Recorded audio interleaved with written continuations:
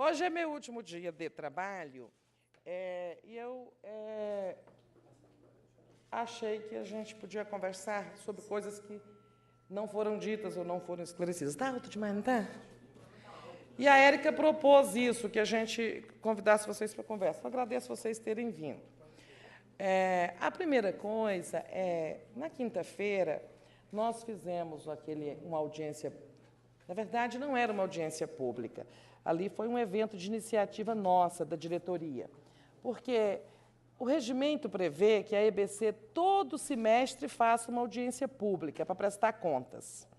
Essa audiência estava marcada para o dia 14, mas o Conselho, e ela é chamada sempre pelo Conselho, o Conselho cancelou, sabe? Mas como eu não queria ficar privada da oportunidade de falar publicamente do que fizemos, nós mesmos fizemos o chamado e fizemos aquele evento, né?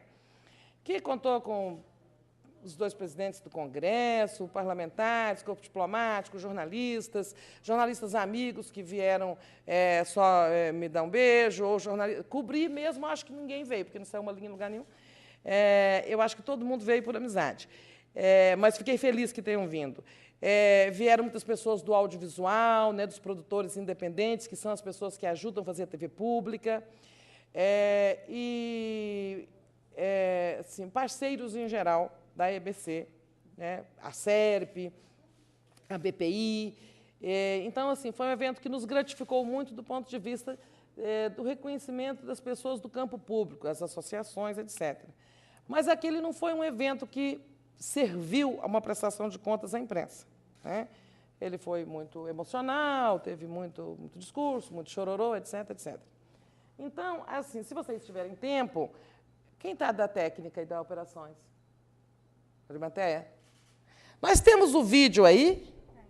Se vocês tiverem tempo, aí a gente combina. Eu exibi, né, nós exibimos naquele evento um vídeo que é muito didático sobre o que foi feito na EBC nesses 4 anos. Tenho gente que participou aqui, como o Roberto, né, trabalhou aqui num período, e que lembra disso. Se vocês tiverem tempo, a gente exibe. Se não, vocês vão levá-lo, né? O vídeo tem uns 15 minutos. Então, vamos rodar. Junto do vídeo vai uma publicação. Que é uma publicação também com o mesmo teor do vídeo, ela mostra o que foi feito em várias áreas, né, para dotar o Brasil de um sistema público segundo as melhores democracias. Continuaremos tendo setor privado, setor estatal e setor público, de acordo com o artigo 223 da Constituição. Bom, esse era o primeiro ponto. E depois me coloco à disposição para vocês questionarem o que tem no vídeo, o que tem na publicação, e tal. E uma segunda parte, eu quero falar do processo, queria falar um pouco a vocês sobre o processo de mudança do comando da EBC, porque eu soltei nota semana passada, as meninas soltaram, sobre um processo absolutamente incorreto de cobertura, porque eu não fui ouvida por nenhuma matéria, né? A EBC não foi ouvida e a gente queria ser ouvido, né? Essa era a segunda parte da nossa conversa, tá? Então, eram essas 2 coisas. Então, vamos soltar o vídeo, e eu proponho que, enquanto isso, Érica, a gente dê para todos o vídeo e a publicação, que é chamado Balanço de Gestão, né? Já está, todo mundo tem. Então, tá bom, vamos lá, rápido, então, para não perder o tempo deles. No embalo das mudanças que estavam acontecendo no Brasil, em 2007 entrou em pauta um assunto novo, a TV pública, que virou tema de um fórum. Em outubro, acolhendo a demanda do fórum, o presidente Luiz Inácio Lula da Silva editou a medida provisória 398, criando a empresa que deveria implantar a nova emissora e o sistema público de radiodifusão. Da sociedade a favor da TV pública, o substitutivo do relator Walter Pinheiro foi aprovado em fevereiro de 2008. No Senado, a medida enfrentou prolongada obstrução da oposição. O relator, Renato Casagrande, aceitou manter intacto o texto da Câmara, para garantir a votação dentro do prazo. Em março, a medida foi aprovada numa sessão que só terminou de madrugada. A luta política fora vencida, mas a batalha da TV pública estava apenas começando. Era preciso explicitar sua independência em relação ao governo. Logo depois da estreia, foi empossado o Conselho Curador, encarregado de zelar pela observância dos princípios na programação. Seu primeiro presidente foi o economista Luiz Gonzaga Beluso, sucedido por Ima Célia Guimarães Vieira. Foi criada a Ouvidoria de Conteúdo e Programação. O primeiro ouvidor foi Laurindo Leal Filho, sucedido por Regina Lima. Nos termos da lei, a EBC incorporou a Radiobras, com a Associação de Comunicação Educativa Roquete Pinto, a SERP, que geria as TVEs do Rio e do Maranhão, foi firmado um contrato de gestão. As duas emissoras mais a TV Nacional de Brasília formaram o embrião da TV pública. As condições eram muito adversas. Não havia uma rede que ampliasse a cobertura. A programação teria ainda que ser produzida. Os equipamentos eram obsoletos e as instalações precárias. Mesmo assim, a TV Brasil entrou no ar. Às 12 horas desse domingo, 2 de dezembro de 2007, você em casa começou a assistir ao nascimento de mais uma emissora de televisão no Brasil. Não é uma televisão como as outras, mas a TV Brasil. Boa tarde a você em todo o Brasil que assiste aqui a estreia da TV Brasil. Neste dia, aconteceu em São Paulo a primeira transmissão em sistema digital. Na coincidência, uma mensagem. Em 60 anos de TV analógica, a TV pública não pôde existir. Mas na era digital, ela teria vez. Para isso, era preciso ampliar a cobertura de sinal. O primeiro passo foi montar os canais de São Paulo, um analógico e um digital. Com os canais no ar, a EBC inaugurou sua moderna sede paulista e lançou a logomarca TV Brasil.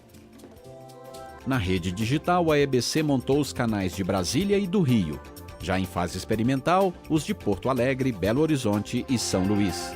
Com a criação da EBC, renasceu o sonho da rede pública de televisão. A primeira adesão foi da Aperipê TV, de Sergipe. Formado o comitê de rede, as adesões continuaram.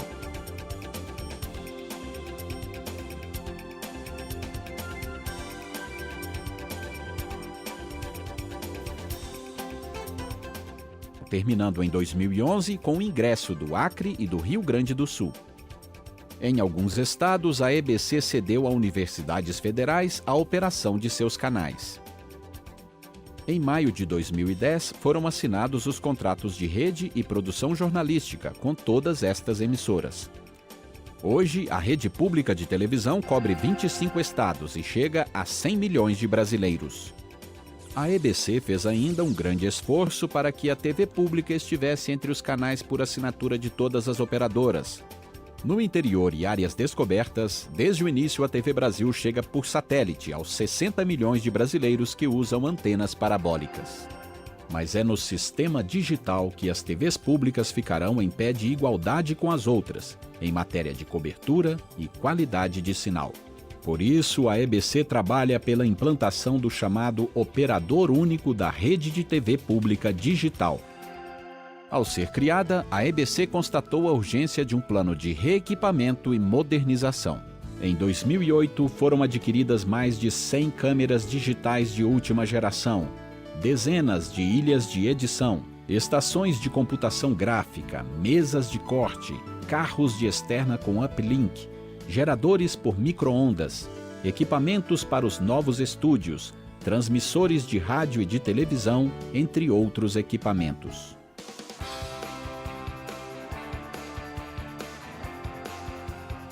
O esforço continuou com destaque para a aquisição do MAN-EBC, moderno sistema de gerenciamento de arquivos digitais. A compra dos exibidores HD completará a digitalização da produção e da transmissão. Em Brasília, o reequipamento não seria possível no velho e pequeno prédio da Radiobras. Por isso, a EBC começou a implantar sua nova sede, inaugurada em dezembro de 2010. Nela ficam as unidades administrativas e o Centro de Mídias Públicas, dotado de 5 estúdios de TV, 8 estúdios de rádio, centrais técnicas de última geração e amplas redações. Há 4 anos, a TV Brasil entrou no ar com uma grade provisória, composta por programas da TVE do Rio e da TV Nacional Radiobras. No dia seguinte, entrou no ar o telejornal Repórter Brasil, que as emissoras estaduais começaram logo a retransmitir. O Repórter Brasil buscou também explicar as notícias. Trouxe o povo para a TV e abriu espaço para o jornalismo colaborativo. Para a faixa das 22 horas, foi lançado um conjunto de programas jornalísticos.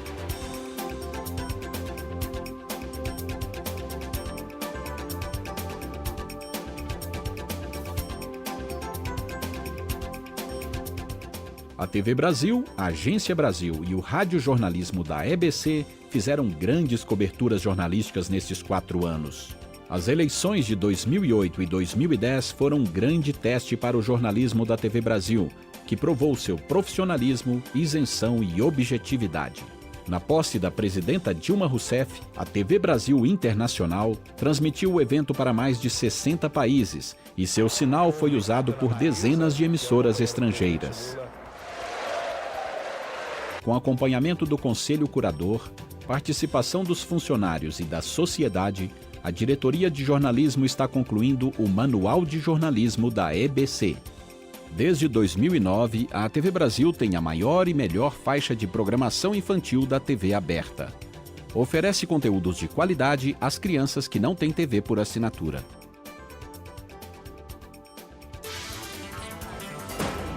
A programação da TV pública busca espelhar a diversidade cultural, étnica e social do povo brasileiro. Esta diversidade é fortíssima em nossa música. Samba na Gamboa é um grande sucesso.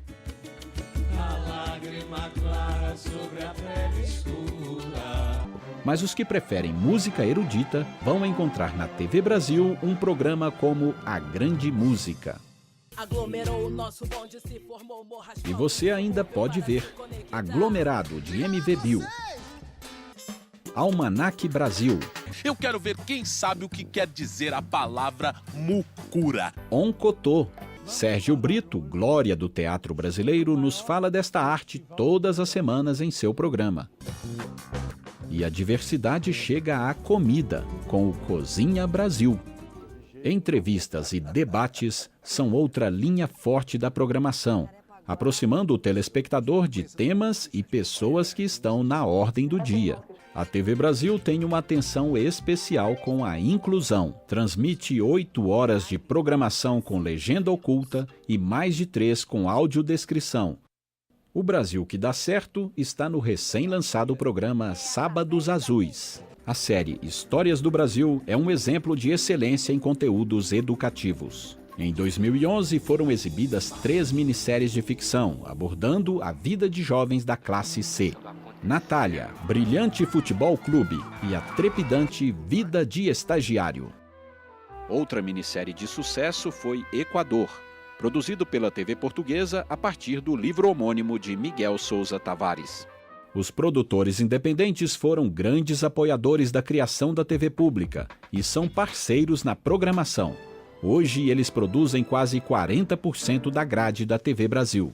Obras autorais importantes também surgiram desta parceria. A TV Brasil é parceira do Ministério da Cultura em políticas públicas de fomento importantes para o audiovisual. Outra aliança é com o cinema brasileiro. Segundo a Ancine, a TV Brasil foi líder na exibição de filmes nacionais nos anos de 2008, 2009 e 2010. Estas e outras realizações não deixam dúvida. A nossa TV pública veio para fazer diferença. Fez bem aos telespectadores e aos produtores. Fez bem à televisão brasileira. Em 2010, a TV Brasil cruzou as fronteiras para divulgar o nosso país junto a outros povos. E também para matar a saudade dos mais de 3 milhões de brasileiros que vivem no exterior. Menos de 2 anos depois, já chega a 69 países, através de TVs por assinatura. Como diz seu slogan, é o Brasil onde você estiver. A EBC incorporou também 8 emissoras estatais de rádio já existentes, todas elas com belas histórias e bons serviços prestados, como a histórica Rádio Nacional do Rio de Janeiro, como a pioneira Rádio Nacional de Brasília, criada durante a construção da cidade, como as 2 emissoras da Amazônia, que prestam serviço aos povos da floresta. Apesar de suas belas histórias, estas rádios chegaram à EBC depois de um longo abandono, que levou ao sucateamento. Nestes 4 anos, a EBC investiu na recuperação de seus equipamentos de produção e transmissão, nos estúdios e nas condições de trabalho, e também na renovação da programação. Para criar a EBC, o governo federal abdicou da Radiobras, que era sua agência de comunicação, prevendo para a EBC a tarefa de lhe prestar serviços, por contrato e remunerados.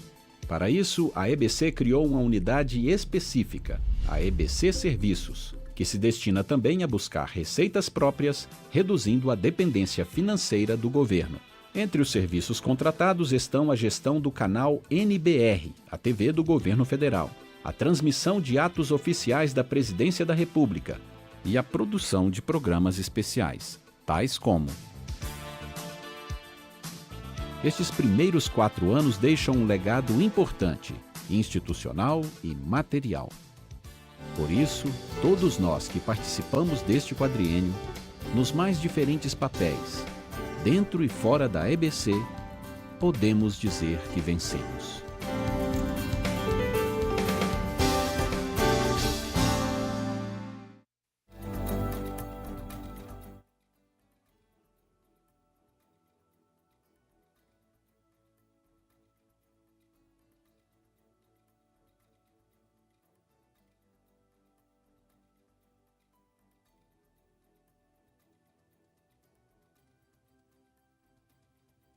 Se vocês não quiserem perguntar sobre isso, passamos ao outro ponto. Não, eu queria saber o seguinte, você, para manter esse conteúdo independente, né, como vocês dizem, primeiro, você acha que conseguiu manter esse conteúdo independente, a televisão?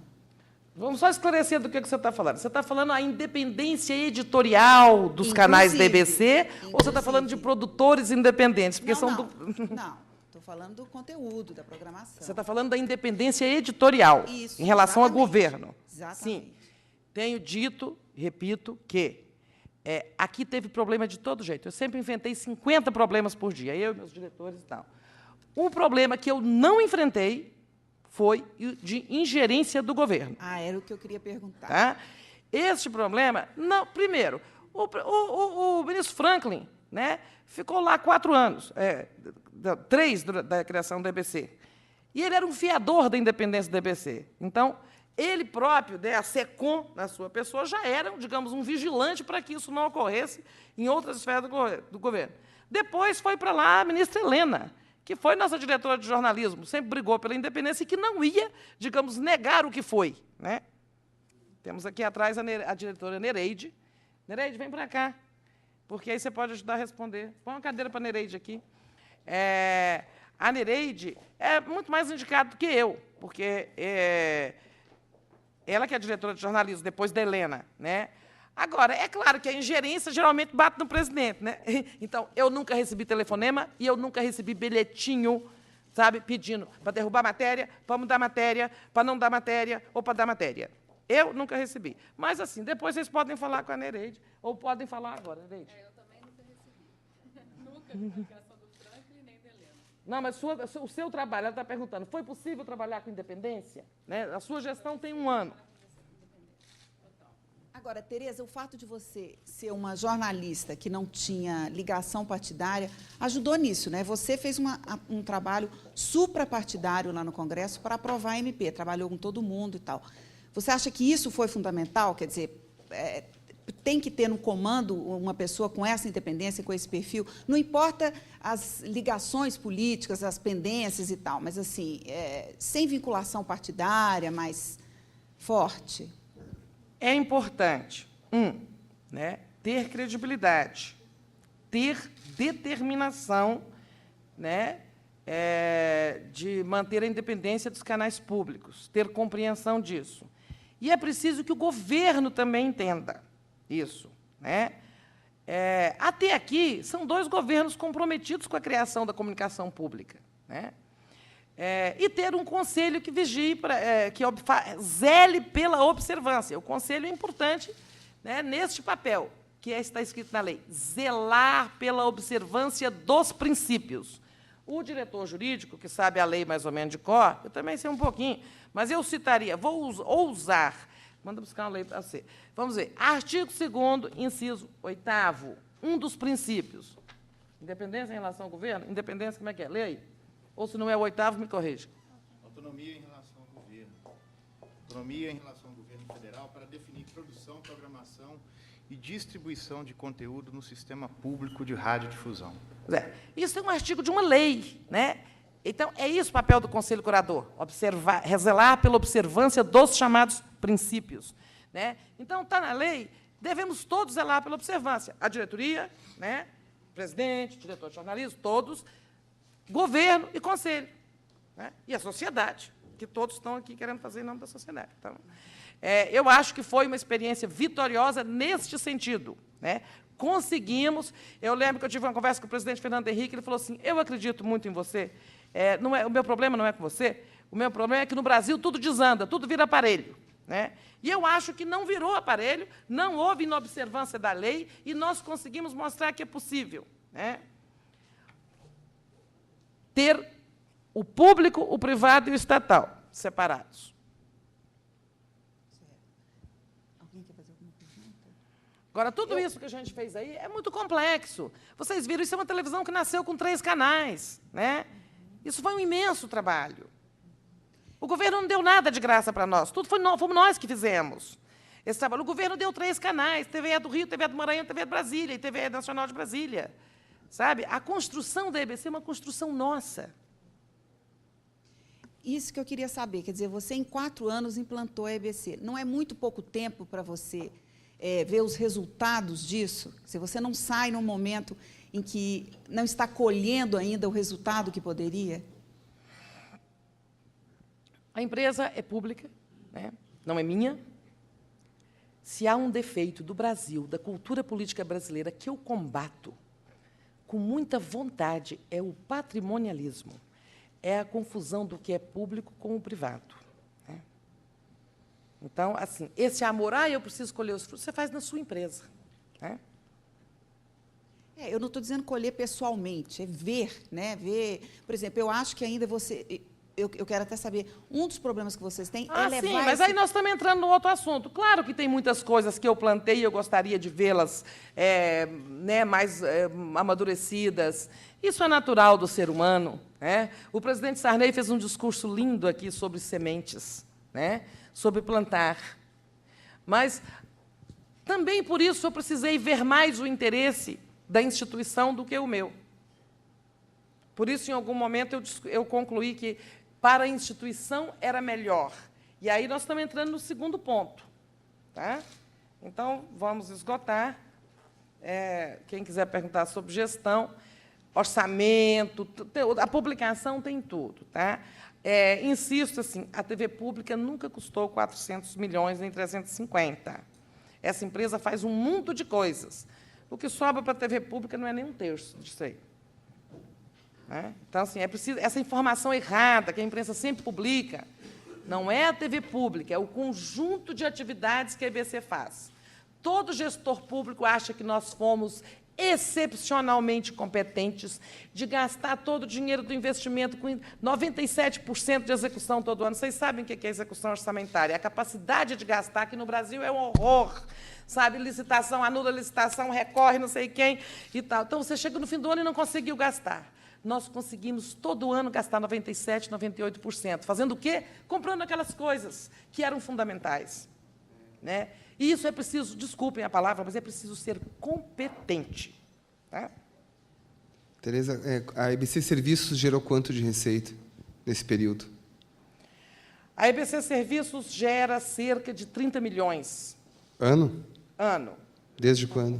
São variáveis esses números e eu não tenho aqui. É um orçamento, mas ela gera entre 25 e 32 milhões cada ano. E esse dinheiro está sendo investido onde? Não existe isso. Esse dinheiro não é um a mais. Tá? Quando a EBC Serviços gera recursos, eles vão para a conta do Tesouro, isso não aumenta o orçamento. Tá? Apenas ele não vem do Tesouro mais. Né? Então, qual é o futuro da EBC? É ela ter, cada ano, ela gerar mais e mais receitas próprias. As receitas próprias, um dia, vão transformar a EBC numa empresa não dependente. Existem estatais de duas naturezas: as dependentes do orçamento da União e as não dependentes. Esta é a diferença entre uma Petrobras e uma EBC. Mas ele entra no Tesouro... Ele entra no Tesouro, mas ele passa... É uma coisa assim, em vez de ser a chamada fonte 100, o pessoal da gestão aí pode me ajudar, hein? Se tiver alguma coisa errada aqui. Nós saímos da fonte 100 e isso é classificado como fonte 250. Sim. Sabe? Receita própria. Mas o que eu queria saber é como está se dando esse processo de independência financeira da União com o uso dessas receitas. Que Pois me é, parece mas assim, que é o... hoje você não pode pegar esse dinheiro e falar assim, esse fui eu que ganhei e vou fazer isso. Não pode fazer isso. A lei não deixa. Ele apenas vai para o Tesouro e ganha outro carimbo. Mas quando a empresa alcança um grau de independência que ela paga sua própria folha de pagamento, quando as receitas próprias... É um assunto muito técnico para a gente falar aqui. Mas quando a empresa alcança um nível de receitas próprias que lhe dá bastante autossuficiência, inclusive para pagar seu próprio pessoal, ela se torna não dependente. E quando ela é não dependente, não quer dizer que não entra mais nem um centavo do dinheiro. Entra, mas é uma classificação. Ela tem mais liberdade para gastar, para fazer seu orçamento, para remanejar. Ela passa um outro patamar. É uma Petrobras, né? É uma Itaipu, são várias outras empresas que têm essa coisa. Agora, a independência da EBC, aí tem aqui o diretor jurídico, a independência da EBC, a maior fonte de receita dela não vai ser EBC Serviços. Quer dizer, eu acho, né? Não sei, mas acho que não. A EBC Serviços vai ser sempre isso, a unidade de negócio para buscar autonomia. Como tem a BBC Serviços, Cultura Serviços, para ficar mais perto, toda a empresa pública de comunicação tem lá essa unidade. Nossa questão é a contribuição ao fomento da TV pública. Artigo, fala aí, Fioravante. Temos aqui na lei um artigo onde cria, 25, se não me engano, né? Não é 25. A contribuição, que é aquela taxa a ser paga, aquela contribuição numa taxa, pelas teles. E essa receita frustrou-se. Nós temos, hoje, mais de 700? Mais de 700 milhões bloqueados na Justiça. Porque as teles entraram com uma ADIM, né? E ganharam liminar. O mérito ainda não foi julgado. Enquanto isso, nosso dinheiro fica lá, parado. Mas, no futuro, porque isso não foi um imposto novo, né? O Walter Pinheiro, que foi quem escreveu a emenda, ele cortou 5% no Fistel para transferir para esta contribuição. Ou seja, as empresas ganharam, né? Porque elas perderam 5% no Fistel, deixaram de pagar 5% de Fistel e deixaram de pagar a contribuição. Se me permite esclarecer. Vai, Fioravante, você ajuda. Na verdade, a contribuição ela é paga por todas as empresas de telecomunicações que exercem alguma atividade de telecomunicação e que essa determinada atividade, por exemplo, a instalação de uma torre, a disponibilização de um sinal, todas elas passam por uma taxação. E essa contribuição, a lei ela previu um decote do valor do Fistel, de um percentual do Fistel, para fins de financiamento da EBC.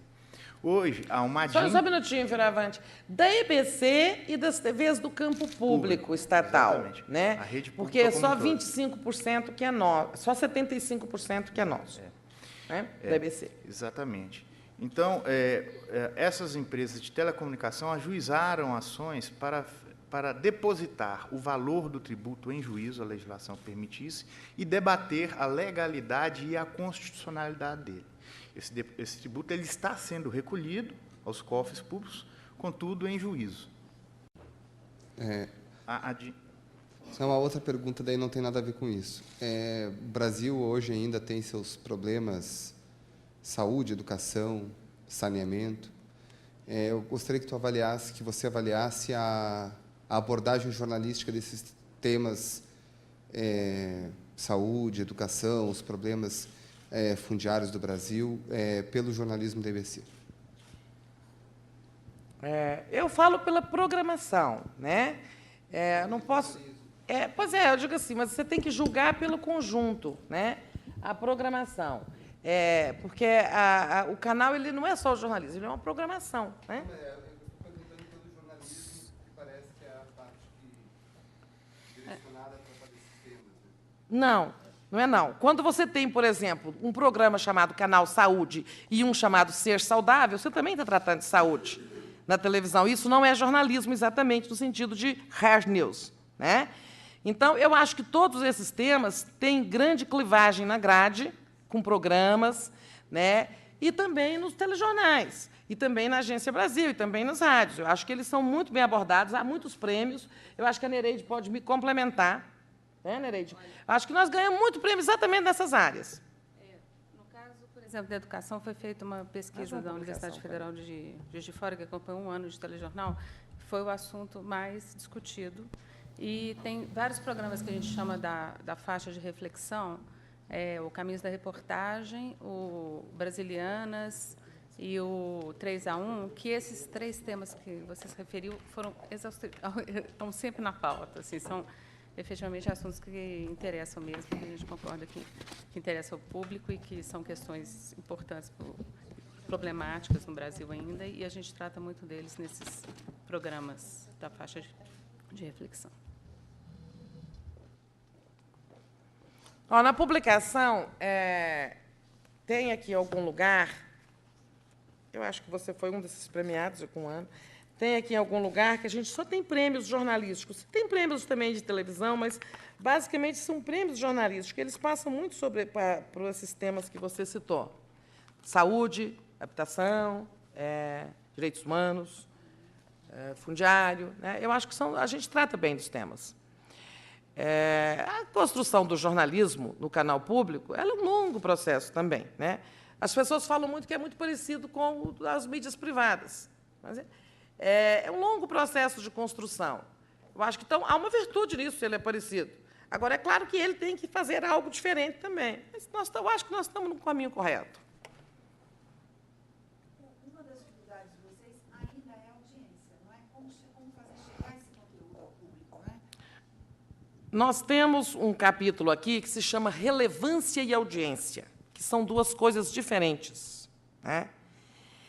Isso assim, em todos os lugares do mundo onde você tem canais públicos, você tem essa evolução da diferença entre relevância e audiência. Você tem essa discussão sobre a diferença entre relevância e audiência. Né? Alguns países, as TVs públicas foram as primeiras TVs, e elas ainda têm grandes audiências, mas todas já perderam bastante. Por exemplo, a exceção da BBC, a TV pública da Espanha, até poucos dias, até 3 anos, 4 anos, ela ainda era líder de audiência. Hoje ela já não é. Entraram TVs privadas e aumentou a competição. Então, em primeiro lugar, antes de falar da nossa audiência, em primeiro lugar, a relevância da TV pública não pode ser medida pela mesma fita métrica da TV comercial, porque elas têm objetivos diferentes. A TV comercial tem que agradar um público para fazer audiência, para angariar publicidade e atender ao seu negócio, né, que é um negócio comercial, né, legítimo, e não quer dizer que isso desqualifica a TV comercial.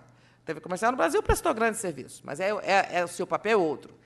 A TV pública, a relevância da TV pública tem que ser medida por outros valores. Né? Ela tem que buscar audiência, sim, mas ela precisa ser medida não apenas por audiência. Senão, a gente torra um pedaço do orçamento e contrata aquele popularesco comunicador de auditório e fazemos grandes picos de audiência. E terá resolvido o problema? Terá perdido a relevância, porque esse programa não será relevante. Né? Então, são coisas distintas.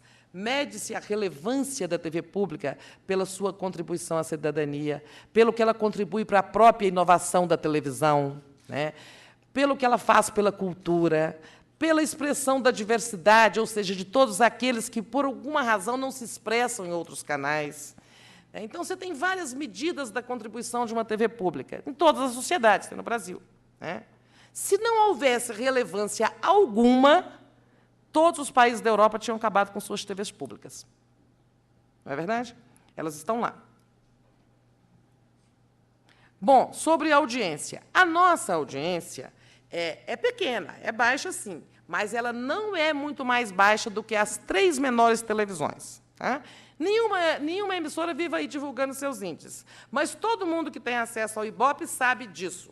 Né? Nós estamos ali no mesmo patamar das 3 menores redes de televisão. E somos bastante competitivos em algumas faixas, como o infantil, por exemplo. Né? O filme nacional, que nós somos a maior exibidora de filme nacional. A TV Brasil é a maior exibidora de filme nacional há 3 anos, segundo a Ancine.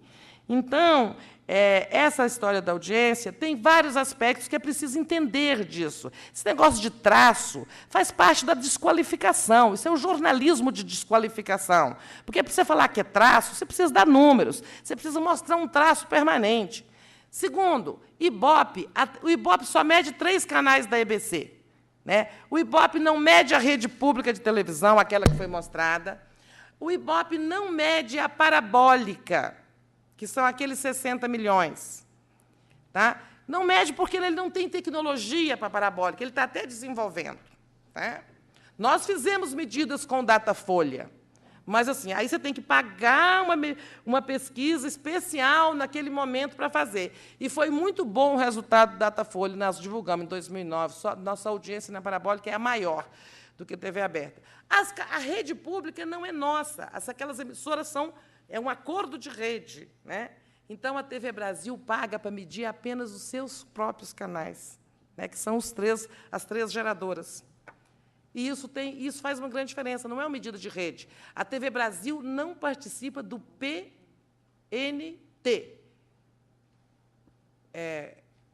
Como é que se chama aquilo? Painel Nacional de Televisão. Tá? Por quê? Porque ela não tem canais em 17 praças. Então, é preciso entender disso. Tá?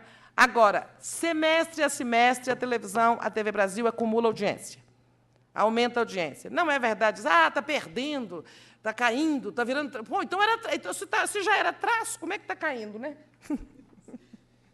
Isso que porque 4 anos, eu imagino que seja um tempo muito curto para vocês construírem tudo isso. Como é que faz chegar isso? Quer dizer, acho que esse é um desafio. O problema também, né? é aquele lá. Não é, você pode fazer a melhor programação do mundo. Se não tiver a entrega ao telespectador, né? Então, esse vídeo fala muito, é preciso entender o que ele está falando. Né? Olha, é no sistema digital que a TV pública, primeiro, terá cobertura nacional, chegará a todos. E, segundo, chegará com a qualidade de sinal competitiva. Porque pode estar um belo programa, mas se estiver chuviscando, a gente muda de canal, é natural. Né? Ninguém vai falar assim, eu vou ficar escutando esse conteúdo aqui, está chuviscando, mas eu vou ficar assistindo esse conteúdo aqui, vou ficar só ouvindo. Né? Então, isso não existe em televisão. Né? Nós temos problemas técnicos ainda assim. A rede está em construção. Sabe? Agora, a migração para a TV digital, né, está em curso. Né? Eu costumo brincar o seguinte, a TV Brasil foi criada para colocar um pé do lado de cá do mata-burro e ter o direito de atravessar para o lado de lá. Se ela não existisse no analógico, ela não estaria atravessando para o digital, certo? Porque irão para o digital as televisões já existentes, certo? Por isso ela foi criada antes. Né? Mas existe, no meio do caminho, um mata-burro. Migração para o digital. Estamos trabalhando nisso. Vocês viram quantos canais digitais a gente criou? Quais são os próximos desafios? E você conseguiu fazer tudo que foi planejado nesses 4 anos? Ou ainda a próxima gestão tem muita coisa a fazer nesse caminho de crescimento da TV? Tem muito, sobretudo tem isso que eu falei. A TV pública tem que tornar-se uma rede digital pública plena. Né? Isso porque, em 2016, segundo o decreto 5820, o Brasil desligará o analógico. Né? Então, até lá, todo mundo tem que ter rede digital. Né? Por isso que a gente trabalha na rede digital e na analógica ao mesmo tempo. Né? E esse é um desafio. A programação é permanente, né? O desafio da programação é permanente. Né? A expansão da TV Brasil Internacional, chegar a 100 países, né, nos próximos meses, que a gente chegou a 69. Então, tem que continuar expandindo. Tem países aí que ainda cobram ela, onde tem muitos imigrantes e que a gente ainda não conseguiu chegar por vários emigrados, não, desculpa a palavra, emigrados brasileiros. Então, tem muitos desafios pela frente, sim. Está longe de estar pronto. Nunca tivemos a pretensão de dizer que está pronto. Falta muito por fazer. Agora, a gente fez muito. Acho que nós fizemos, sim, bastante além do possível. Porque tinha coisa aqui, tinha gente que achava impossível. Por exemplo? A TV Brasil ser existir hoje como uma emissora nacional, né? A TV Brasil está 24 horas no ar, né? Porque, sabe, nós herdamos televisões que ficavam só um pouquinho de hora, assim, um pouquinho não, mas, né, não tinham emissão plena, né? Esta sede aqui, que vocês não conhecem, mas ela é o melhor centro de mídias de audiovisual no Brasil, de Brasília, né? Ninguém tem 5 estúdios em Brasília, ninguém tem 8 estúdios de rádio. Os equipamentos que tem aqui, isso, assim, eu não estou falando assim de como que diz, na chutometria, não. Tá? Há pouco tempo teve aqui os nossos companheiros do setor privado da ABERT. A EBC é uma empresa de radiodifusão, ela é membro da ABERT, ela integra a ABERT. Tá? E os dirigentes da ABERT vieram aqui há pouco tempo, ficaram muito impressionados com o que eles viram. Agora, dá resultado? Ainda não, porque também não adianta você ter o equipamento. Sabe, você tem que ter uma série de providências articuladas para que isso produza ainda os efeitos, né? Por exemplo, você está com toda a cadeia produtiva e de transmissão digitalizada, mas está faltando um equipamento, nós estamos licitando, né, Arimateia? Nós estamos licitando um equipamento chamado exibidores HD, né? Fala dele no vídeo, né? É para chegar esse ano, né? Torço para que ele chegue esse ano.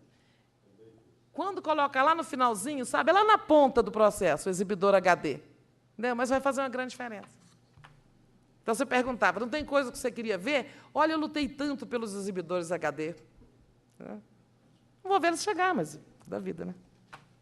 Faz parte. Como é que vai, na questão da transição do comando, como é que vai se dar esse processo? Você sai hoje, o novo presidente chega amanhã, a diretoria toda sai, fica, como é que... Aqui, quem tem mandato e precisa sair, sou só eu. Eu não posso assinar mais nenhum ato a partir de amanhã. Então, assim, só eu que saio. Os outros diretores, aí a nova direção, o novo presidente é que vai, né, fazer esse encaminhamento. Não me compete falar sobre o futuro.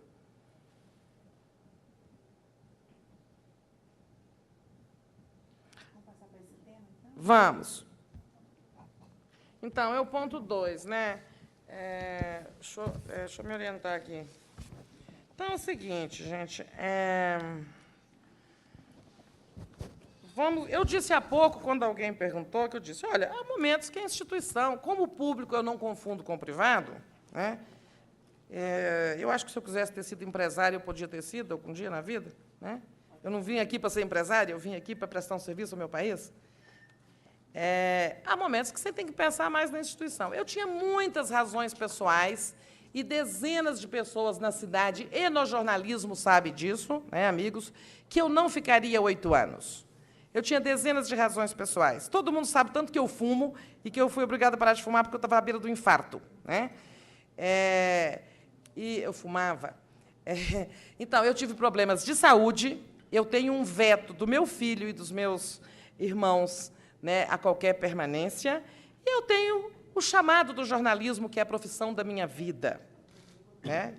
Eu vou voltar a fazer jornalismo, que seja só no meu blog, né? Então, aliás, até já comecei esse fim de semana, voltei a escrever, né? Como exercício da minha profissão. Além disso, eu conto até um caso aqui.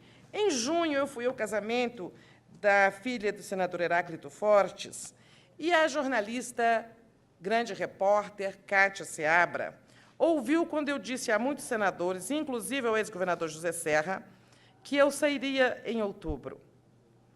E eu peço desculpas à Kátia, porque ela quis fazer essa matéria, e eu disse, não, você não é bem isso, eu ainda vou ter que conversar com a presidenta, porque eu não tinha estado com a presidenta. Isso foi em junho. E eu acho que seria uma descortesia enorme, né, eu falar que vou sair sem falar com ninguém. E ela tinha ouvido eu em confidência. Ah, sim, você vai continuar? Eu falei, não, em outubro acaba. E, então, assim, eu peço desculpas à Cátia, porque eu tirei uma matéria dela. Né? Mas, assim, eu não podia fazer aquela descortesia também de anunciar a minha saída por uma festa. Né? Vocês entendem isso, né? Pois então, mas afora as razões pessoais, aconteceram também, né, coisas de natureza institucional.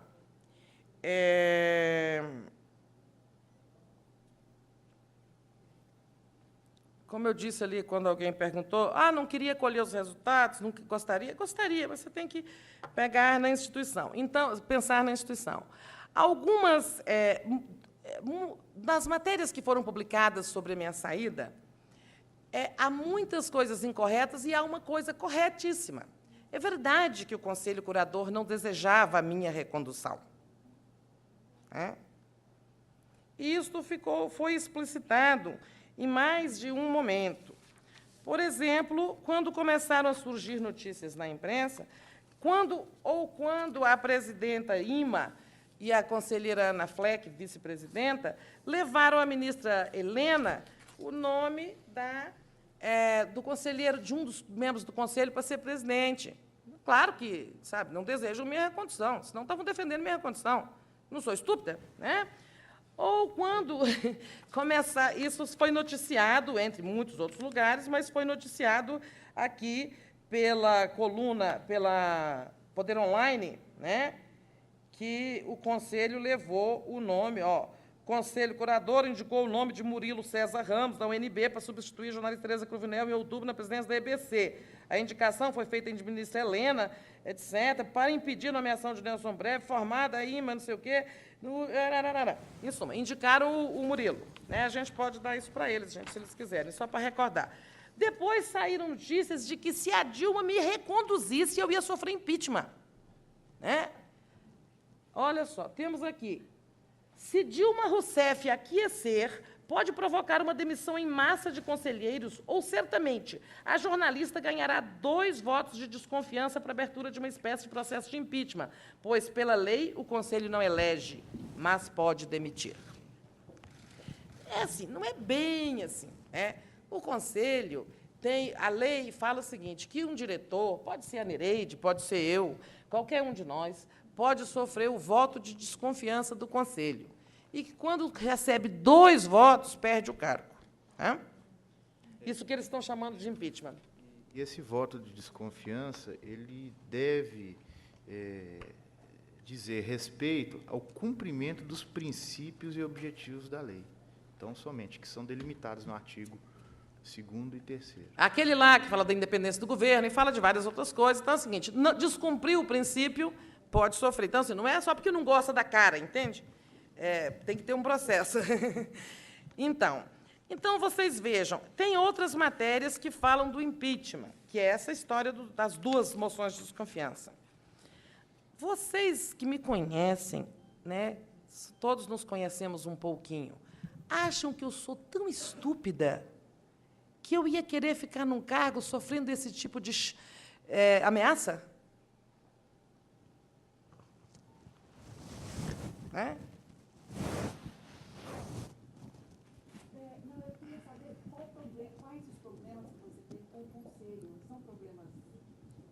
Pois o que não se perguntou mas por quê? Né? Eu gostaria... Meninas, vocês têm a carta do Beluso? Então, a carta do Beluso. O Beluso foi o primeiro presidente da EBC. Ele mandou, nós convidamos ele para o evento de quinta-feira. Eu só estou colocando isso aqui para dar um exemplo. O Beluso mandou essa carta, que é linda, né? Achei linda, que ele diz que eu e os meus diretores merecemos a frase do Churchill, nunca tantos deveram tantos a tão pouco. É um exagero, naturalmente, mas, assim, ele fala que viu o nosso trabalho, ou seja, não tivemos problema com a gestão do Beluso. Né? Por quê? Então, tem isso assim. Quando começaram a surgir essas matérias, estava em curso um problema com o Conselho. Quer dizer, não é só um, mas o principal. Né? Então, eu tive um encontro com a presidenta Dilma no dia 25 de agosto, O meu motorista, Pereira, não está aqui, mas... o meu motorista Pereira ficou muito feliz porque ele viu a Dilma, entende? Assim, falou com ela lá na garagem do Palácio e tal. E tem, né, assim, foi quando eu fui ter a primeira conversa sobre isso. Olha, o problema religioso realmente está grave e é absolutamente impraticável a recondução. Tá?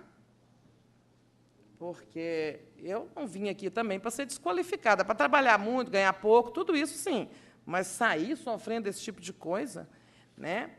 Então, a partir daí foi colocado o problema para a presidenta de que a recondução era complicada. O problema dos programas religiosos. Eu falarei rapidamente, que eu também não vim fazer essa pauta que vocês não cobriram durante 6 meses, eu não vou fazer ela toda hoje, né? Então, é porque, assim, vou chegar lá, mas estamos falando de sucessão na EBC. Então, eu tive encontro com a presidenta dia 25 de agosto, no qual eu entreguei esse documento. Desculpa, eu não vou vazá-lo, porque eu acho desrespeito, mas ele aponta um balanço da EBC, o documento está com a presidenta e com a ministra Helena. Ele aponta um balanço da EBC, que a gente fez, não tão bonitinho assim, porque estava só pontos. E depois ele fala o seguinte, questões relevantes para o futuro da EBC. Né? Algumas mudanças e ajustes terão que ser feitos pela próxima diretoria para enfrentar problemas do futuro. Já falando na próxima diretoria. Eu sugiro para a próxima diretoria vários pontos. Né? 4, 5, 6.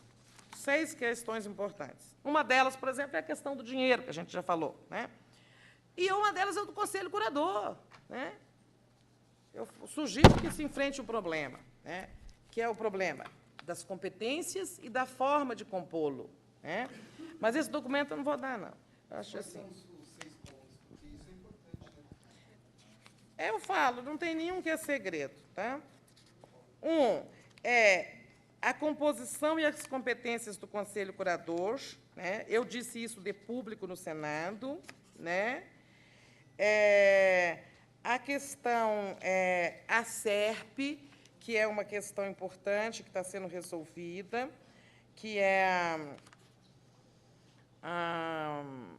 vocês sabem, é a instituição gestora da TV, antiga TVE do Rio de Janeiro, e a gente precisa agora renovar o contrato de gestão, porque, pela lei, estourou o prazo e vai ser preciso refazer. Ainda não é possível, o Roberto sabe bem, Maltique, o que é isso, né? A EBC não tem quadro no Rio de Janeiro, e nem com o concurso nós vamos ter quadro suficiente no Rio de Janeiro. A gente ainda vai precisar da ajuda da SERP, que é essa instituição parceira. Eu falo de ajustes na estrutura organizacional da EBC, como, por exemplo, ter mais diretorias e por veículos, porque hoje não é assim, nosso número de diretorias é muito pequeno para o tamanho da empresa. Né? Eu falo na questão do diretor-geral ser nomeado pelo presidente da República, que eu acho que ele tem que ser nomeado pelo presidente da EBC. Né? Então, ele não é subordinado, fica assim uma questão complicada. E eu falo do operador único da rede digital pública, que é esse que vai, essa plataforma pela qual todos vão transmitir em digital. TV Pública, TV Senado, TV Justiça, TV Legislativa, tudo que é do campo público. Campo público aqui no sentido de que é o não comercial. Né? E até o comercial, se quiser, porque na Europa lá mistura tudo, público, privado, transmite tudo pelo operador único. Então, são esses pontos, nada segredo. Bom, vamos voltar, então. Então, o que não se perguntou... Hã? Eu falei 6?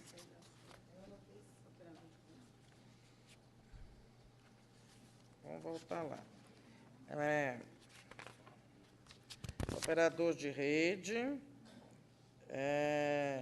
sim, são mudanças na Lei 11.652 para melhorar a gestão. Por exemplo, a gente falava-se tanto na lei que a gente não ia precisar fazer licitação. Mentira! Nós vivemos debaixo do tacão da Lei 8666. Vocês lembram? O ACM Neto falava, essa empresa que vai poder comprar sem licitar. Nós ficamos só com o ônus daquelas acusações, não é verdade isso. Ter regimento simplificado de compras. São pontos da lei da EBC que eu acho que não estão bons, que prejudicam a nossa gestão. Por exemplo, nós não podemos contratar temporários, todo mundo pode. Nós podemos aqueles. O Maltic foi temporário na EBC. Sabe, quando o Maltic foi embora, a Nereide, já era você, era eu. Foi na minha gestão interina no jornalismo. A vaga dele foi fechada, entendeu? Então, assim, eram mudanças na lei da EBC para tornar a empresa, a gestão mais flexível, né? Bom, então, assim, eu não vou falar muito sobre o conselho, eu estou saindo. Agora, em defesa da minha reputação profissional, eu preciso de dizer, né, por que o conselho não quer, deu tantos sinais de que não queria a minha recondução.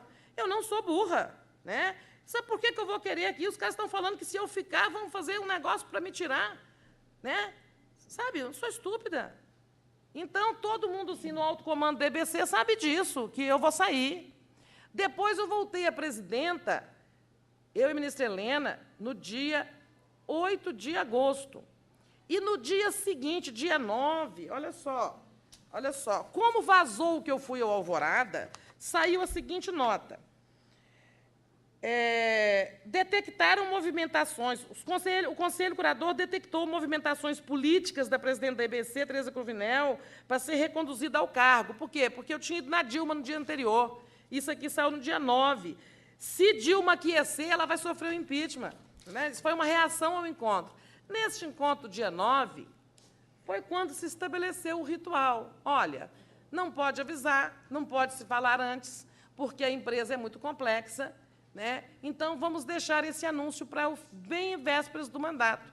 Porque, se eu falar que, gente, daqui a 2 meses eu vou embora, o que vai acontecer aqui, Carlinhos? Entende? Empresa é assim. Se ela não tem chefe, não é só o café que fica frio para o chefe, né? Tem prejuízo para a gestão. Eu confesso para vocês que me deram cafezinho bom até o final, até hoje. Então, é isso. Sabe? Agora, por quê?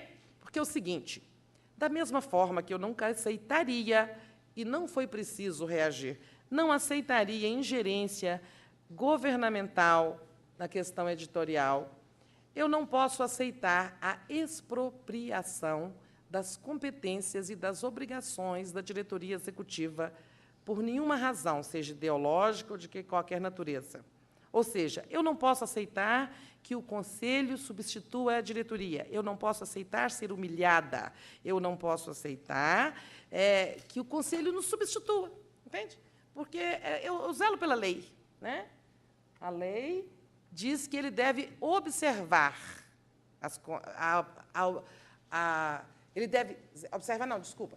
Ele deve zelar pela observância, ou seja, mas não gerir, né? É apenas isso, né? Por exemplo, eu não gostaria de generalizar, porque não é o Conselho como um todo. Este Conselho pós-Beluso, ele mudou muito a sua composição, né? Não é o Conselho como um todo, assim, acho que há um agrupamento, né? Assim, há uma maioria, talvez, né? O Conselho, eu cometi um erro administrativo. Em algum momento, o Conselho queria um assessor para alguém para ajudar ali nas coisas, né? Nas providências do dia a dia, fazer ata, não sei o quê, e o Conselho não tem funcionário. Eu tinha designado uma funcionária da casa, de carreira, mas o Conselho disse que queria alguém com formação em comunicação pública. Bom, e eu nomeei para um cargo de minha assessoria, mas para emprestar ao Conselho, né, uma pessoa que é o Diogo Moisés, é um militante de um movimento chamado Intervozes, e que se tornou uma pessoa muito influente no Conselho, mais do que os conselheiros, né, até do que muitos conselheiros. Acho que foi um erro administrativo meu, né, e isso coincide com esse momento em que o Conselho quer mais. Por exemplo, eu tenho aqui uma carta, não sei se ela está aqui, ó, da presidenta Ima perguntando à Dilma por que a EBC não faz o operador de rede digital. Sabe? Mas o operador da rede não é competência do Conselho. né? Isso, o conselho é observar os princípios da programação e do jornalismo. Entende? Então, assim, essas coisas foram agastando, porque eu falo, não, essa aí não é do conselho, isso aí é do conselho, orçamento é do conselho de administração. E, então, assim, está difícil eu ser uma pessoa que aceita esse tipo de coisa. Ou aceitar um conselheiro, como o Daniel Arão Reis disse para mim de público, a sua função é trabalhar, a minha é te controlar. Eu não posso aceitar uma humilhação dessa, né? Mas isso tudo culminou com a questão dos programas religiosos, né? Os programas religiosos foram herdados na grade. São um evangélico e um católico. A missa são 2 católicos, porque tem um lá pequenininho chamado Palavras de Vida. São programas que estão há mais de 30 anos na grade da TV do Rio de Janeiro e que a TV Brasil herdou na programação. É verdade que assim, um problema complexo, porque até mesmo na diretoria havia controvérsia. Ou nós vamos tirar, nós vamos tirar todos, ou é a pluralidade que deve ser observada. Esse debate aconteceu e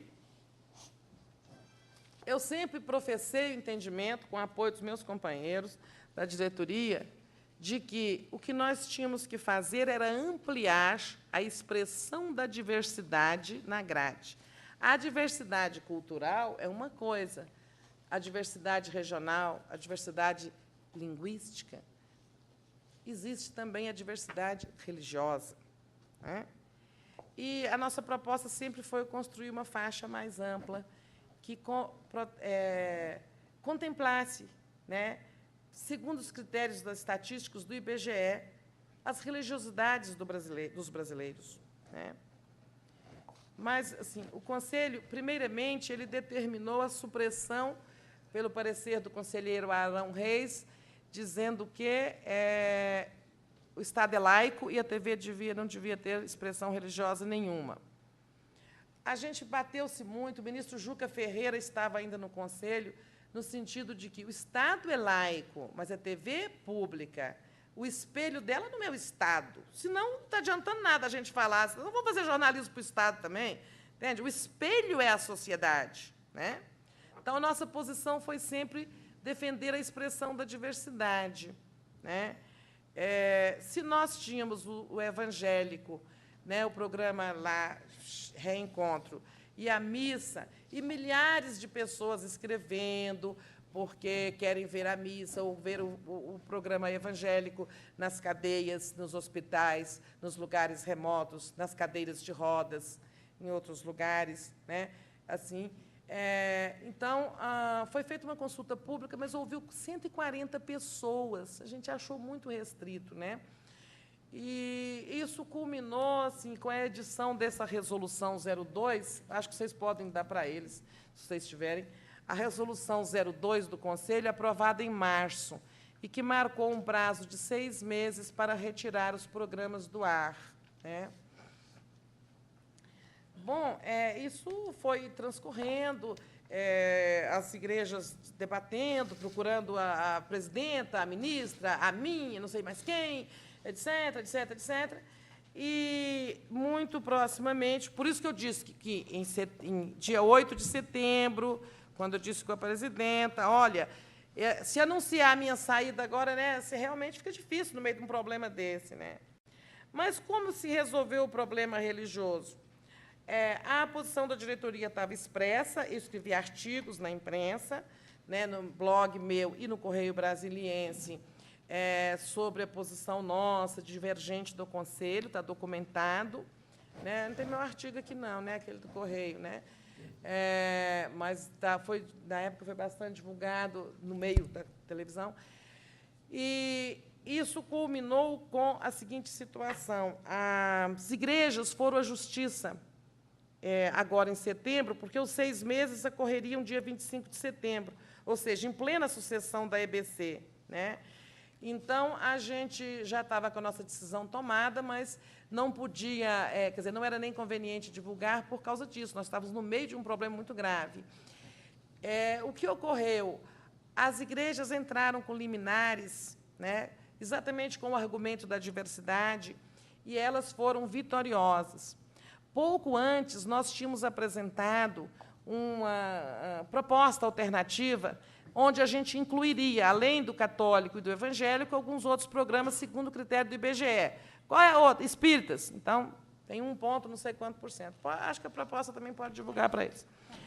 Essa proposta, o Conselho não quis aprová-la. Falou que ia examinar e tal. E aí as igrejas entraram na Justiça e ganharam liminares. O diretor jurídico, inclusive, a pedido do Conselho, contestou as liminares, né? O Conselho exigiu.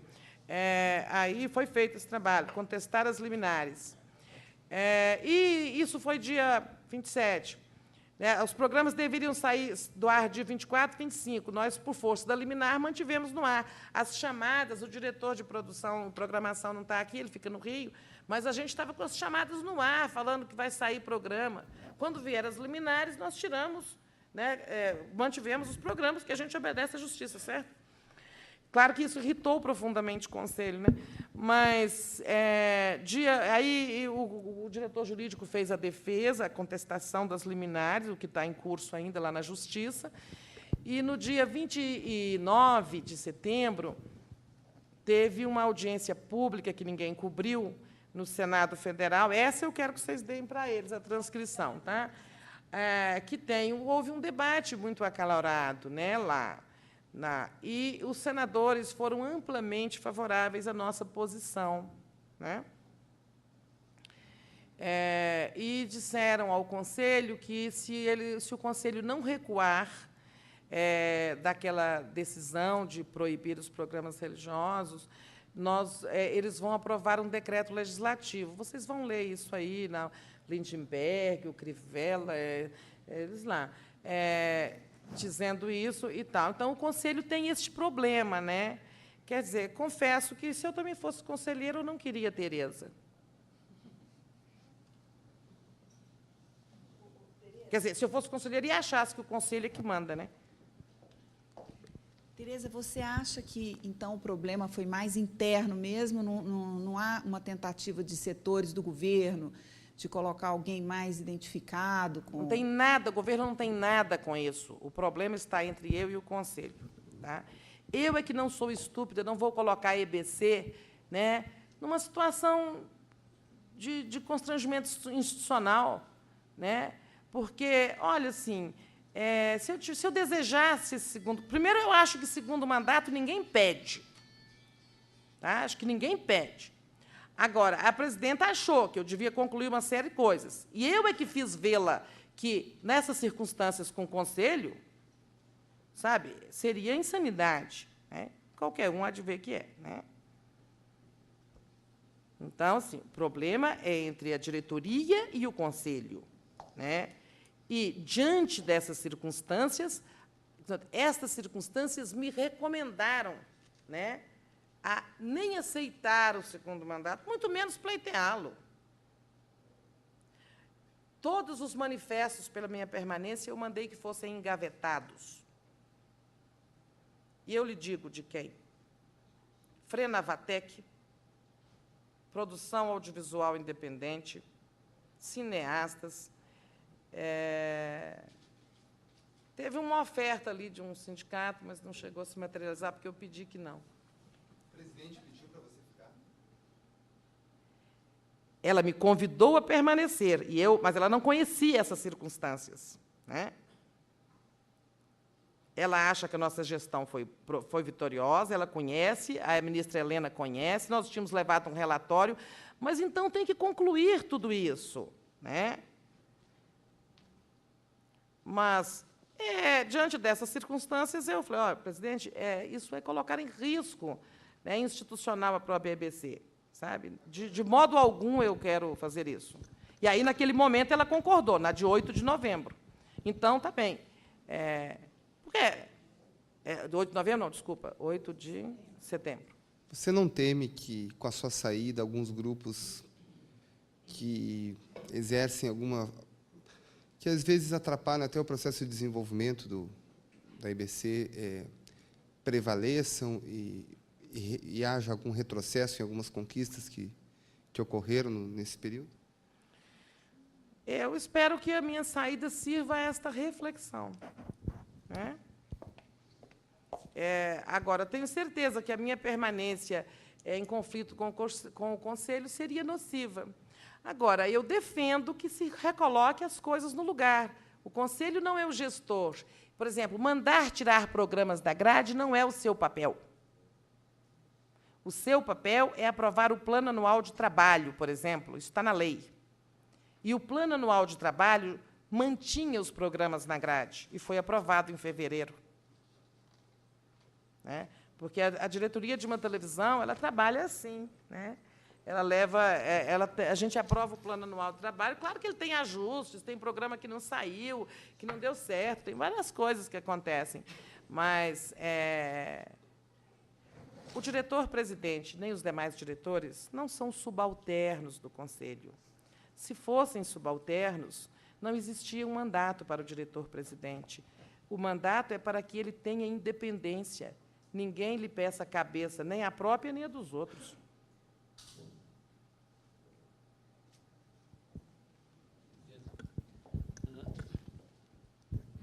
Eu trabalhei com você, fui seu interino na coluna do Globo, né? Conheço você, sei o tanto que você é independente e sei o tanto que você, politicamente, também tem seus conhecimentos. Agora, por exemplo, pegar alguém da Intervozes, que tem uma das poucas bandeiras que tem, que é fazer, praticamente, a intervenção na mídia. Você não percebeu que você estava criando dentro... Não conhecia esses antecedentes. Outra coisa é você... Eu posso te dar um testemunho que, de agosto, mais ou menos, setembro para cá, eu nunca vi, a gente sabe, você é uma pessoa da cobertura política, e você sabe que a gente começa a ser procurado por pessoas, de um lado e de outro. Eu nunca fui tão procurado de pessoas que tentavam bombardear a sua... Por causa da sucessão, e eu estava aqui inclusive, entrei em contato há coisa de um mês, 15 dias, sei lá, 20 dias, entrei em contato com a sua assessora, acho que é ela, né? Você estava para Buenos Aires, ela disse, não, mas eu vou te mandar, me manda uma coisa, eu guardei aquilo comigo até, realmente, você dizia, olha, eu tive com a presidente, vou ter um outro encontro com ela, né, e tal. Mas, nesse período todo, veio se afunilando informações de pessoas... Esse último e terceiro encontro com a presidente não aconteceu por causa das viagens dela. Pois é, e vieram afunilando informações e dizendo, e uma delas, inclusive, dizendo o seguinte, Tereza está esperando um sinal e esse sinal não vem, né? E que havia uma movimentação, e todo mundo que aqui sabe, ouviu essas conversas também, eu não sei se, em que as pessoas do governo diziam, olha, aí não dá, a gente quer outro e tal. Não, repete devagarinho. Pessoas do governo diziam o quê? Chegavam e diziam, não dá para ficar com a Tereza, está no outro, porque há um... Não, fala devagarinho, eu quero entender bem o que as pessoas do governo diziam. Não dá para ficar com a Tereza e tal. Até então, assim... Não dá para ficar com a Tereza, por quê? Porque há uma incompatibilidade com o Conselho Curador, porque outras pessoas se movimentam politicamente para escolher um outro diretor, e tudo já leva para esse caminho. Isso a partir de setembro já é o que se falava. Foi nessa época que eu procurei a sua assessora. Mas a primeira pessoa que levou o problema de que, olha, sabe, o Conselho está me ameaçando fazer impeachment. Fui eu que levei esse problema. Até então, mas eu digo, isso aí não estava... Os vazamentos que havia eram do jeito que eu estou te contando. Eu acho que alguns aqui são testemunhos que realmente se falou. E pessoas ligadas a você também diziam, puxa, a Tereza está sendo injustiçada, que vocês não imaginam do tanto. Por quê? E citava lá uma série de coisas. Aí eu ainda te pergunto o seguinte, nessas mesmas histórias que disseram que você foi convidada pelo Josemar Gimenez para passar a escrever lá. Não é verdade. O Josemar me convidou a continuar escrevendo o artigo que eu escrevo lá. Eu escrevo um artigo no Correio. Inclusive, esse sobre programas religiosos, sobre essa questão dos programas religiosos, né, que eu citei, é um desses artigos. Eu escrevo no Correio. É porque talvez vocês não leiam, mas eu escrevo há 3 anos no Correio. Sou muito grata ao Josemar, porque eu sou uma jornalista de texto, basicamente, embora tenha feito 10 anos de televisão, e ele, neste período, me ofereceu este espaço. E o que ele disse agora, sendo ou não presidente da EPC, o espaço continua seu. Eu escrevo lá um artigo por mês. Por hora é isso.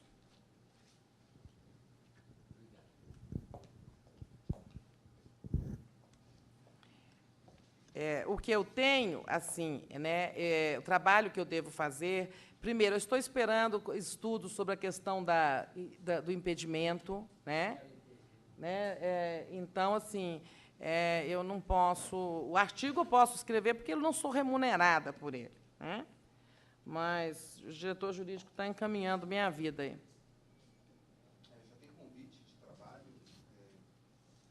Por isso que eu estou dizendo, eu não posso aceitar convites, a não ser o do Josemar, que é não remunerado, por causa da interdição que estão... Né? Não, eu não tenho convites. Eu tenho, assim, uma relação com a TV, com o sistema público argentino, e eles vão implantar um sistema de língua, um informativo de língua portuguesa, e talvez eu ajude lá, mas também nem sei se eu posso, entende? Um sistema de informação em língua portuguesa na agência Tela.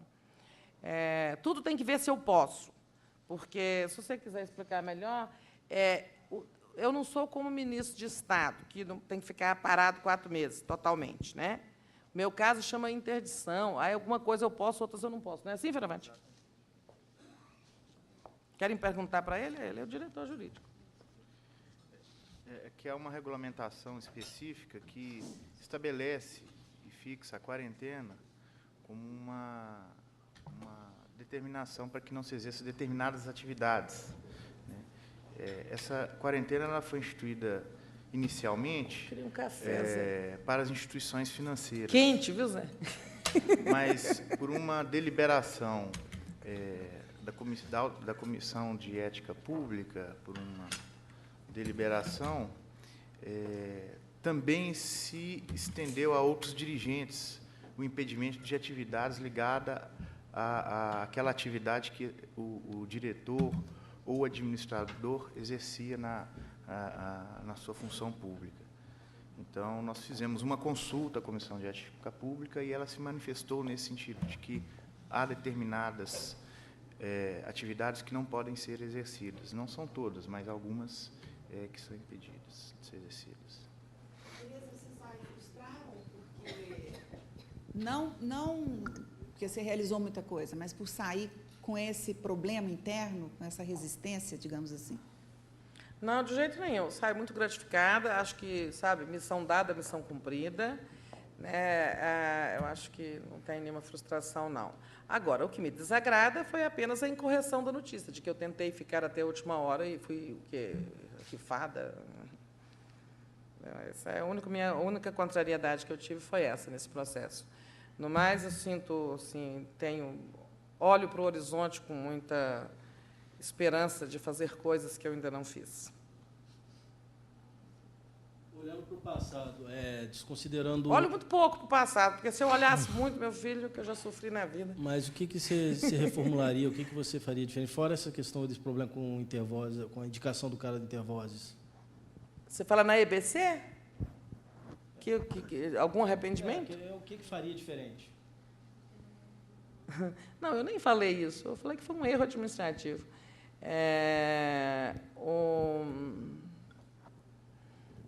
Olha, eu acho que a gente sempre fez o possível aqui.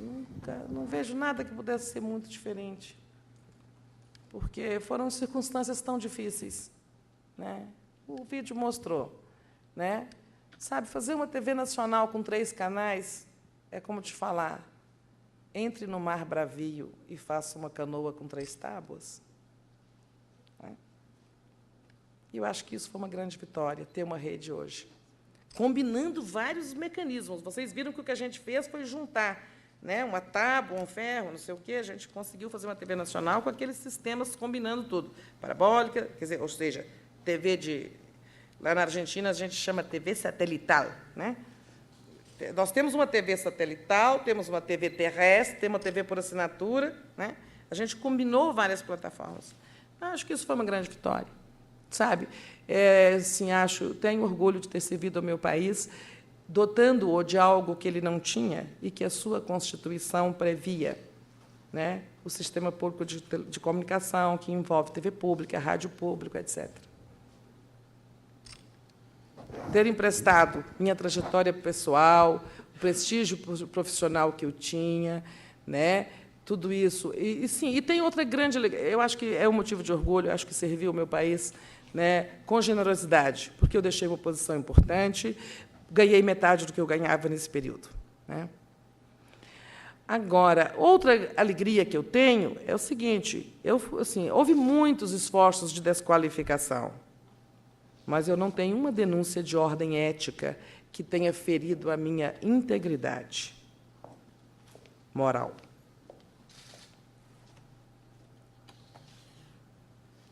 E hoje isso não é muito fácil, né, gente?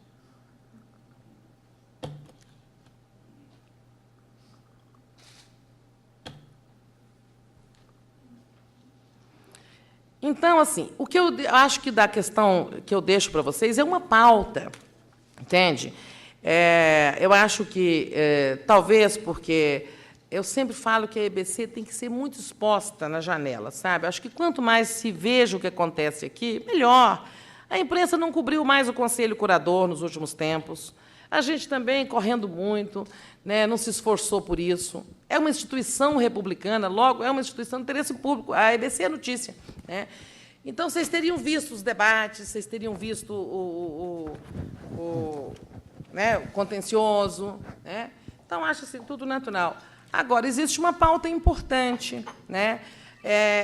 Assim, a sessão do Senado foi muito importante, né?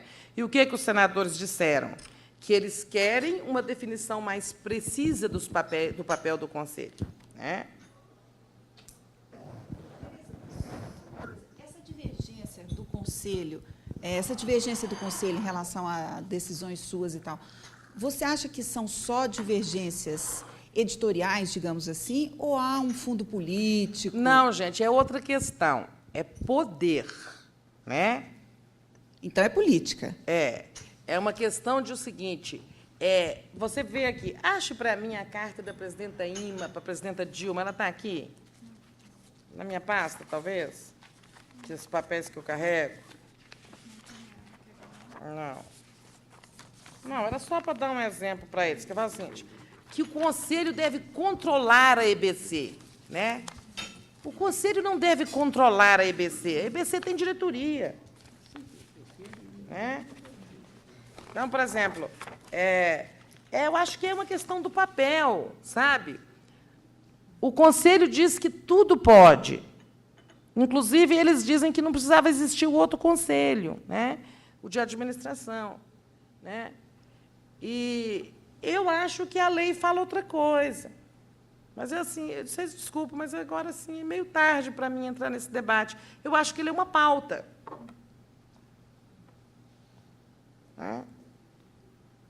Por exemplo, quando o Conselho discute o jornalismo, a programação infantil, tudo isso, se tem direitos humanos na grade, acessibilidade, tudo isso é pertinente. Mas não é pertinente discutir outras coisas que são de ordem administrativa, de ordem tecnológica, de ordem operacional. Posso fazer uma pergunta direta, então? Você acredita que todas? Você já fez tantas? Você acha que o Conselho estava querendo entrar em assuntos para pôr gente aqui dentro ou fazer valer a força de setores econômicos que têm interesse direto em fornecer serviço A, B ou C dentro da EBC e, por isso, começaram a minar a administração executiva? Não, eu não disse isso. Não sei, eu estou perguntando.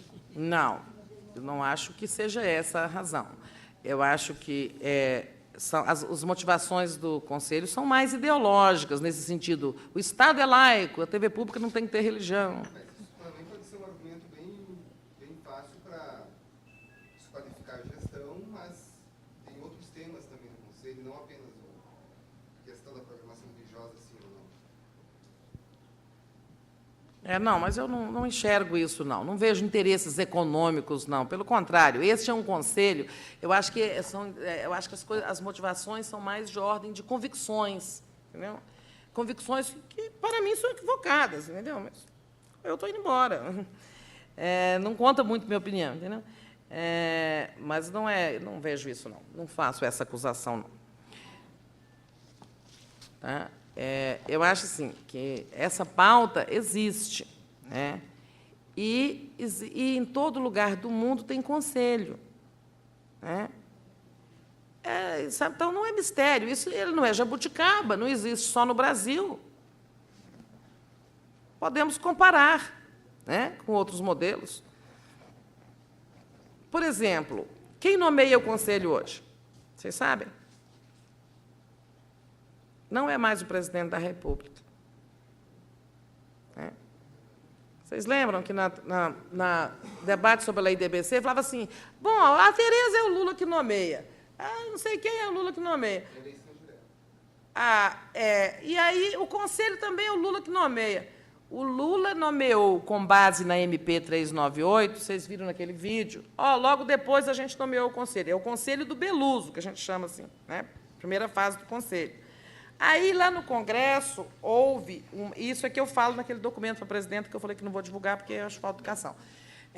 Aí houve lá no Congresso uma mudança na MP, na lei, em que diz o seguinte, será por eleição direta da sociedade.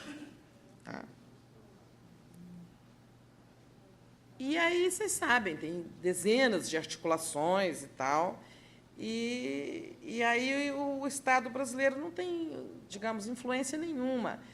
O Conselho, hoje, é majoritariamente composto por pessoas assim, né, com esta extração, né, com esta origem. Né? É uma regulamentação que o próprio Conselho fez. Mas, assim, por favor, eu estou só dando uma informação para vocês, eu não queria tratar disso, não. Tá?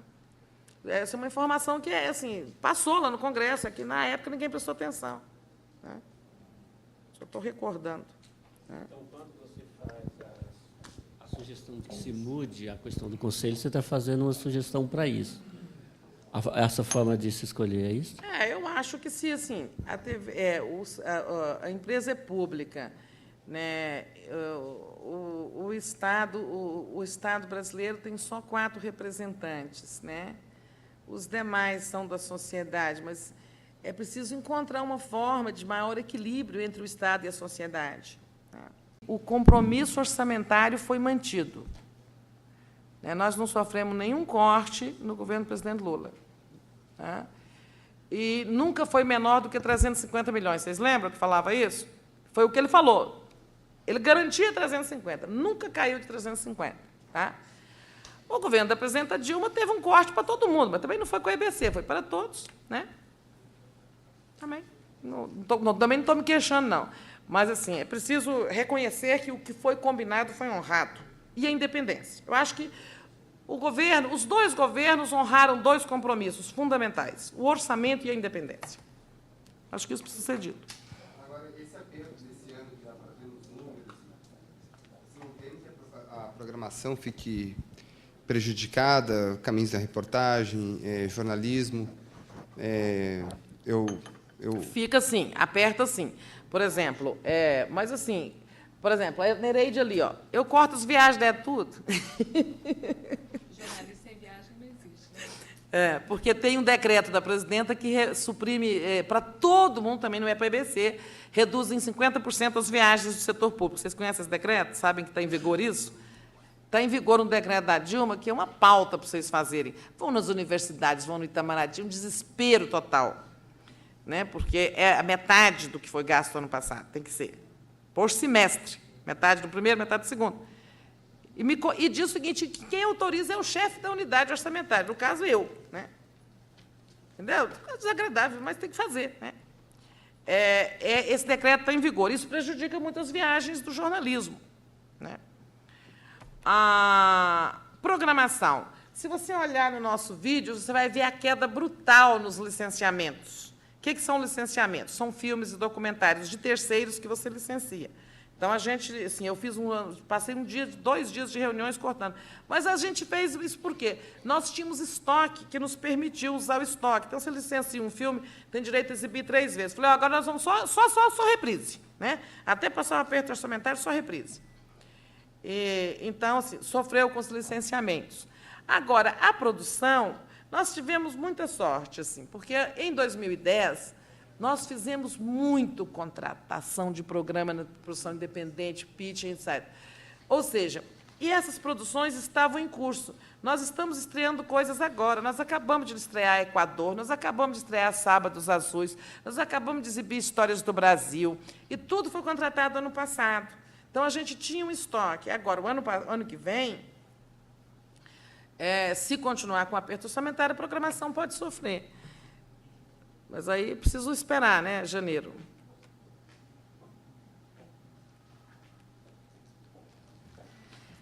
Gente, continuem visitando a EBC. Eu acho que essa casa aqui, sendo uma instituição pública e republicana, deve ser bem aberta, sabe? E tenho certeza que continuará sendo. Queria dizer também o seguinte, queria falar uma palavra sobre Nelson Breve. Tá? Fui eu que trouxe o Nelson para a EBC em janeiro, criei uma unidade para ele nos ajudar numa área que estava descoberta. Tá? Agora, quanto se ele vai ser nomeado ou não, não é da minha competência. Quero dizer o seguinte, que sempre que me falaram dele, eu disse, é uma pessoa com os atributos, com todos os atributos para ocupar o lugar que eu ocupo. Né? Mas não é da minha competência, nem sugerir nomes, nem nomear. Então, eu precisava dizer isso, porque também existem coisas e tal, estão escolhendo ele para me trocar, porque eu não presto. Né? Então, eu queria dizer o seguinte, eu trouxe o Nelson em janeiro, ele foi nomeado em janeiro, criei uma unidade chamada SUCOM, Superintendência de Comunicação Multimídia. Quem já trabalhou aqui, como Maltic, sabe que ela não existia. Para quê? Para ver se a gente consegue superar um problema grave da EBC, que é não ter convergência de mídias. Né? E isso está em curso, ele tem feito esse trabalho, acho que eu tinha também a obrigação de registrar isso. Então tá, gente, brigadíssima, tá? Bom, e se vocês também quiserem me chamar para trabalhar, eu também estarei disponível a partir de amanhã, tá? Eu acho que o que motivou essa falação que ficou aí foi o fato exatamente de você ter uma obrigação como presidente de não divulgar que você vai sair. Aí isso, sabe o que é? Você sabe como é que é. Mas a gestão exige essas coisas, né? Sabe? Tem coisas que não podem ficar sendo ditas com 3 meses de antecedência.